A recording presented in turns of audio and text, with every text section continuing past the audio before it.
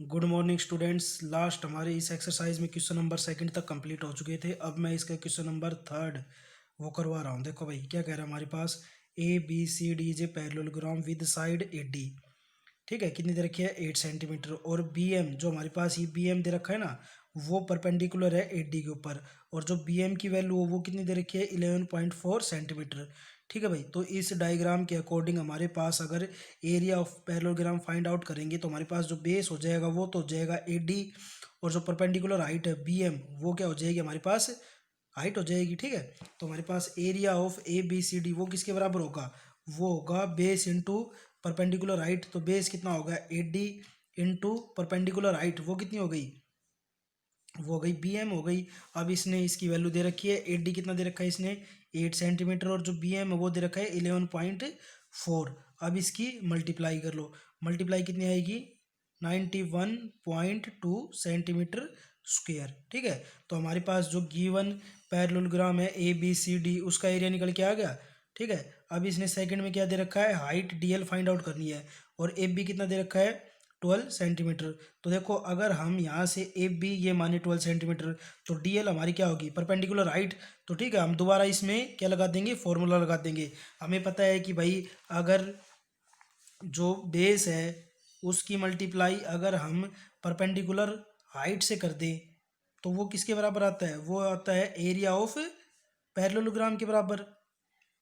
ठीक है भाई, यहाँ से हमारे पास क्या जाएगा एरिया ऑफ पैरेललोग्राम। तो यहाँ से देखो अब इसके अकॉर्डिंग जो बेस है वो तो हो गया हमारे पास ए बी, और जो परपेंडिकुलर हाइट है वो कितनी हो गई डी एल हो गई। अब इसकी मल्टीप्लाई करने के बाद क्या निकल के आता है एरिया, एरिया कितना दे रखा था 91.2। अब इसने ए बी की वैल्यू कितनी दे दी 12 इंटू डी एल कितना आ गया भाई 91.2। तो यहाँ से जो डी एल की वैल्यू आ जाएगी 91.2 डिवाइड बाई 12 हो गया भाई। अब इसको यहाँ से सोल्व कर लेंगे, सोल्व करो भाई कितना आ जाएगा 7.6 सेंटीमीटर। तो हमारे पास जो डी एल की वैल्यू है वो कितनी आ जाएगी 7.6 सेंटीमीटर। अब इसमें देखो भाई क्वेश्चन नंबर 4 देखो क्या कह रहा है, find the area of a parallelogram whose base and corresponding altitudes. तो देखो भाई हमारे पास बेस दे रखा है एल्टीट्यूड दे रखा है, तो एरिया किसके बराबर हो जाएगा बेस इंटू एल्टीट्यूड। तो ये जो इसके दोनों पार्ट है खुद ट्राई करके देखना है। ठीक है भाई, अब इसका क्वेश्चन नंबर 5 देखो क्या कह रहा है हमारे पास, find the base of a parallelogram having the following measurements. हमारे पास एरिया दे रखा है एल्टीट्यूड दे रखा है, तो हमें पता है कि भाई बेस कैसे निकलेगा एरिया डिवाइड बाई एल्टीट्यूड। ठीक है भाई, तो इसका जो फिफ्थ का फर्स्ट पार्ट और जो सेकंड पार्ट है ना कंप्लीट सोल्व करना है नोटबुक में। अब देखो भाई इसका क्वेश्चन नंबर 6 देखो क्या कह रहा है हमारे पास, the area of a rhombus is 93.5 centimetre square if its parameter is 44 centimetre then find its altitude. तो भाई जो रोम्बस होता है ना, रोम्बस का जो एरिया है वो कैसे फाइंड आउट होता है, वो होता है साइड इंटू एल्टीट्यूड्स।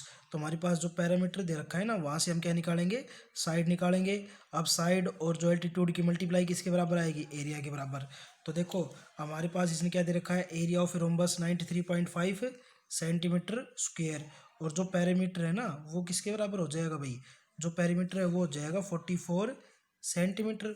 अब हमें पता है पैरामीटर किसके बराबर होता है इसका रोम्बस का 4 इंटू साइड, ये किसके बराबर आ जाएगा 44। तो हमारे पास यहाँ से साइड की वैल्यू कितनी आ जाएगी, साइड की वैल्यू आ जाएगी 44/4 11 सेंटीमीटर। अब हमें पता है कि भाई side into altitudes, side into altitudes वो किसके बराबर होगा, वो होगा एरिया, एरिया के बराबर होगा। अब हमें पता है क्या निकालना है इसमें, इसमें हमें निकालना है एल्टीट्यूड, एल्टीट्यूड निकालना है ना, तो एल्टीट्यूड किसके बराबर हो जाएगा, एल्टीट्यूड बराबर हो जाएगा area of rhombus divide by side of rhombus. तो यहाँ पर हमारे पास एरिया कितना था 93.5 डिवाइड बाई साइड कितनी आ गई 11। तो यहाँ से हमारे पास सोल्व करेंगे कितना जाएगा 8.5 सेंटीमीटर।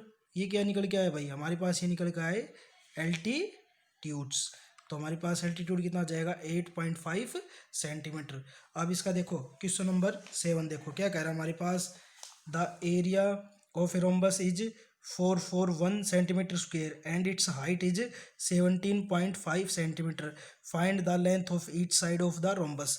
तो हमें पता है कि भाई जो परपेंडिकुलर हाइट है वो क्या होती है, एल्टीट्यूड होती है ना। तो एक तरह से 70.5 दे रखी है और हमें साइड फाइंड आउट करनी है। तो क्या करेंगे, इसमें हो जाएगा साइड इनटू एल्टीट्यूड्स या हाइट, वो किसके बराबर होता है भाई, वो होता है हमारे पास एरिया के बराबर ही होता है। और यहाँ पर इसने एरिया कितना दे रखा था, एरिया दे रखा था 441। ये वैल्यू तो कितनी आ गई भाई,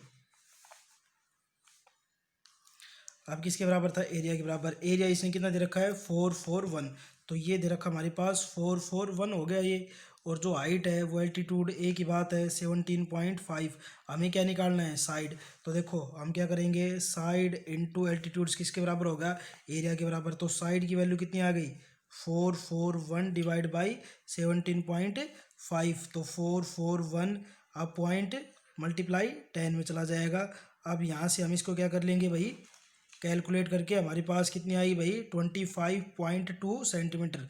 तो साइड, भाई हमें पता है जो रोम्बस की साइड है वो चारों साइड आपस में क्या होती है, बराबर होती है। तो यहाँ पर कितनी आ गई इसकी 25.2 सेंटीमीटर। तो इसकी जो एक्सरसाइज 11.2 है ना भाई, वो क्या हो गई हमारे पास कंप्लीट हो चुकी है। इसको नोट डाउन, मतलब नोटबुक में कंप्लीट करना है इसको। ठीक है भाई।